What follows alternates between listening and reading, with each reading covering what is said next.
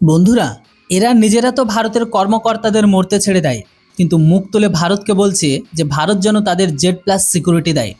তাদের নাকি এখানে একটু আনসিকিউর ফিল হচ্ছে। হ্যাঁ বন্ধুরা, কথা বলছি কানাডাকে নিয়ে, যে ভারতের কাছে নিজেদের হাই কমিশনের জন্য জেড প্লাস সিকিউরিটির দাবি জানাচ্ছে। অথচ ওখানে কানাডায় ভারতের হাই কমিশন প্রকাশ্যে খালিস্তানিদের শিকার হচ্ছে। সর্বশেষ মিডিয়া রিপোর্ট অনুযায়ী দিল্লিতে অবস্থিত কানাডিয়ান হাই কমিশন ভারত সরকারের কাছে তাদের বিদ্যমান নিরাপত্তা বাড়িয়ে জেড প্লাস সিকিউরিটিতে রূপান্তর করার দাবি জানিয়েছে। কানাডিয়ান হাই কমিশনের বক্তব্য, দিল্লিতে থাকা তাদের হাই কমিশনার আর অন্যান্য কূটনীতিকরা নিজেদের সুরক্ষিত মনে করছে না, তাদের সম্ভাব্য হামলার ভয় তাড়া করে বেড়াচ্ছে। বেশ কিছু অচেনা মানুষকে তাদের বাড়ি আর কর্মস্থলের আশেপাশে ঘুরে বেড়াতে দেখা যাচ্ছে, যার ফলে তারা কাজের প্রতি মনোযোগ দিতে পারছে না।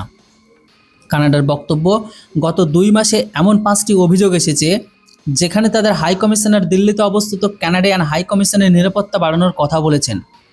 যদিও এই বিষয়ে ভারত সরকার কোনো জবাবই দিচ্ছে না।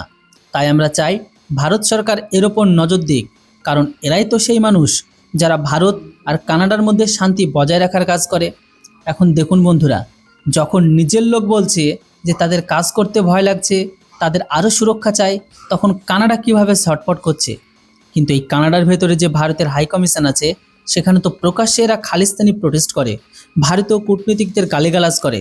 এমনকি গত দিনগুলোতে ভারতীয় হাই কমিশনারের বাড়িতে হামলাও হয়েছিল। আর এই ভিডিওটি তো আপনারা জানাই আছে যে কিভাবে এই হলুদ সন্ত্রাসীরা 15ই আগস্টের রাতে ভাঙ্কুভারে অবস্থিত ভারতীয় কনসুলেট ভবনে খালিস্তানি লোগো লাগিয়ে ভারতকে অপমান করেছিল। তা সত্ত্বেও এই খালিস্তানিদের ওপর কানাডিয়ান পুলিশ কোনো ব্যবস্থা নেয়নি। আর এদের ভারতে জেড প্লাস সিকিউরিটি চায় এখন। মানে ভারতের মানুষ মরলে মরুক, তাতে এদের কোনো দাম নেই। শুধু আমাদের কানাডিয়ান মানুষ বাঁচাও বা তাদেরকে বাঁচতে দিলেই হবে।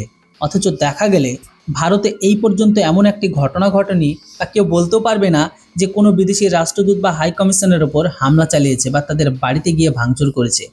ভারত সবসময় অতিথিদের সেবা করেছে, তাদের দায়িত্ব সামলেছে, কিন্তু এই গোড়ারা ভারতকে ততটা গুরুত্ব দেয় না। তাহলে প্রশ্ন ওঠে, আমরাই বা কেন এদের অতটা গুরুত্ব দেব? এর জবাবে ভারতের পক্ষ থেকেও বলা হয়েছে, বর্তমানে কানাডিয়ান হাই কমিশনারকে যে পরিমাণ নিরাপত্তা দেওয়া হয়েছে তা সব ধরনের বিপদ সামলানোর জন্য যথেষ্ট। এর সবচেয়ে বেশি জেড প্লাস সিকিউরিটি আমরা দেব না, কারণ ভারতে কানাডার মতো উপদ্রবকারী মানুষ থাকে না। এমনিতেও এই দাবি তো আমাদের আপনাদের কাছে করা উচিত ছিল, যে আপনাদের ওখানে যে খালিস্তানি আমাদের কর্মকর্তাদের ডিস্টার্ব করে, তাদের বাড়িঘর ভাঙচুর করে, তারা সুরক্ষা কবে পাবে সেটা তো আপনারা দিচ্ছেন না। আর এখানে ভারতের কাছে আপনারা জেড প্লাস সিকিউরিটির দাবি করছেন, অথচ এখানে সব কিছু শান্তিতেই চলছে। আপনারা হয়তো জানেন না, কিন্তু এই বিদেশি রাষ্ট্রদূত লাইফস্টাইলের ওপর সরকারকে লাখ লাখ টাকা খরচ করতে হয়। আপনারাও দেখেছেন যে ভারতে একজন সাধারণ রাষ্ট্রদূত আর মার্সিডিজে ঘোরে। জানা নেই কানাডিয়ান ভারতীয় কর্মকর্তারা ঠিকঠাক গাড়ি পান কিনে পান না।